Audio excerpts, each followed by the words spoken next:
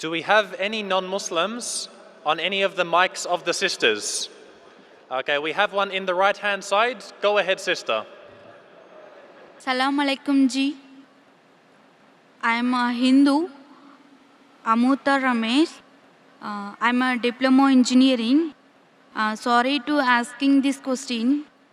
Hindu believes their religion, Muslim believes their religion, but when both are meeting, Hindu will not trying to convert in Hindu, but the Muslims, why do they are trying to convert in Muslims?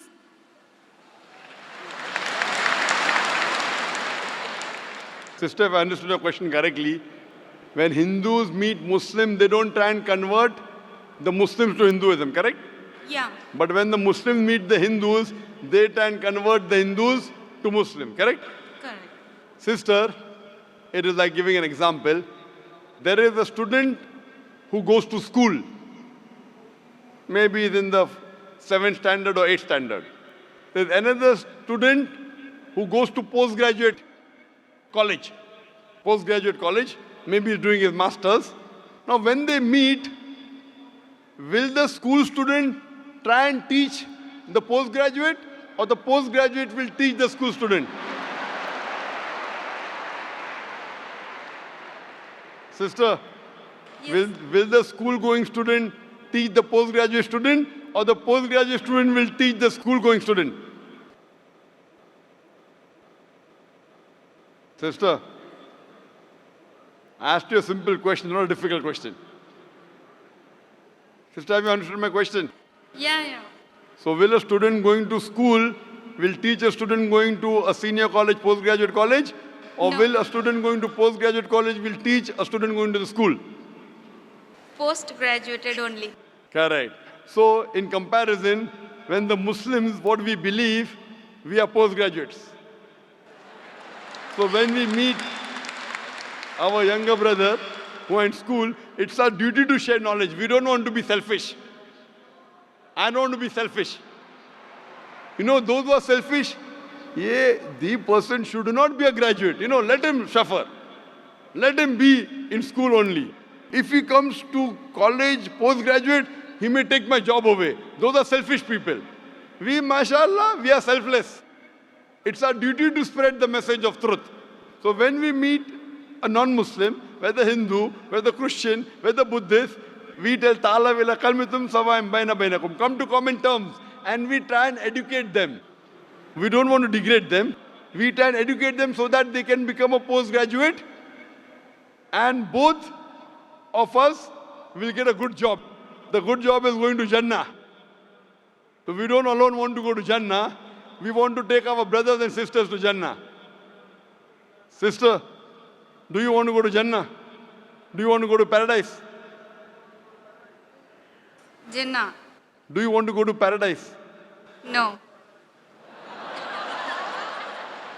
Do you want to go to paradise, yes or no? I want to go to heaven only. Heaven, yes. Another name for heaven is paradise. There are some rules and regulations to go to heaven. As I mentioned in my earlier answer, according to the Hindu scriptures, according to the Quran, according to the Bible, if you want to go to heaven, you have to believe there is one God.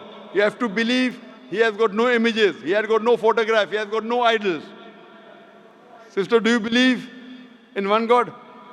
Yeah, I believe Hindu only. You believe in Hindu God. Do you believe that God has got idols? No, God is not idol. So do you believe in idol worship? Idol version I am believing also. You believe in idol worship. Yes. So if God doesn't have idol, why are you worshipping the idol? Aren't you going against your Hindu scriptures? Your Hindu scripture says in Svetasvatara Upanishad, chapter 4, verse number 19, and Yajurveda, chapter 32, verse number 3, Na tasya pratima asti. Of that God, there is no image, there is no photograph, there is no painting, there is no statue, there is no sculpture, there is no idol. So do you want to follow your Hindu scriptures, or you don't want to follow your Hindu scriptures? No, I want to follow my culture only, Hindu only. Culture, not your religion. My religion is Hindu only, I want to follow. But your Hindu religion is based on Vedas. Have you read the Vedas, sister? No. Isn't your duty you have to read the Vedas?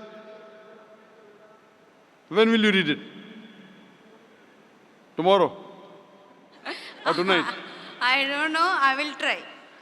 I request you, sister, read the Vedas tonight. No, but No, but why you can't read it at night? You can read at night, sister, no problem. Veda and Quran you can read day, you can read night, no problem. My request to you, sister, go home, go on the internet, type the references I gave. Yajurved chapter 32 verse number 3, Sweta Setara Upanishad chapter 4 verse number 19. You know in Kishanganj I gave a talk in Kishanganj just 2 weeks back. And it was a 3-day program. First day it was a talk, second day open question and session only, third day was talk and question. On second day, and the deadline in India is 10 o'clock on Supreme Court. But when 10 o'clock was over, one intellectual Hindu came and told, you know, Dr. Zakir, what are you trying to do? You're talking about communal harmony, what are you trying to convert and blah, blah, blah, blah, blah. I only believe in Bhagavad Gita, I don't believe in Veda. I wanted to answer him, but the time was up. So I told him, when you come tomorrow, inshallah, I will give you the first chance. The next day, when I gave him the first chance to ask the question, he said, full night, I did research. I phoned the scholars of Hinduism, the Pandits, and I was shocked that they said that whatever you told 100% was correct. In Hinduism, there is one God. Hindu scriptures speak about Prophet Muhammad, peace be upon him. He said, I could not sleep the full night. So he made my job easier. So I'm requesting you, sister, that tonight you go home. If you don't have any Pandit to ask, you can Google, you know. Sheikh Google, we say Sheikh Google. Or Pandit Google. Go there, type all the references, try and find out, and tomorrow you can come and ask the question again, sister. Inshallah. thank you.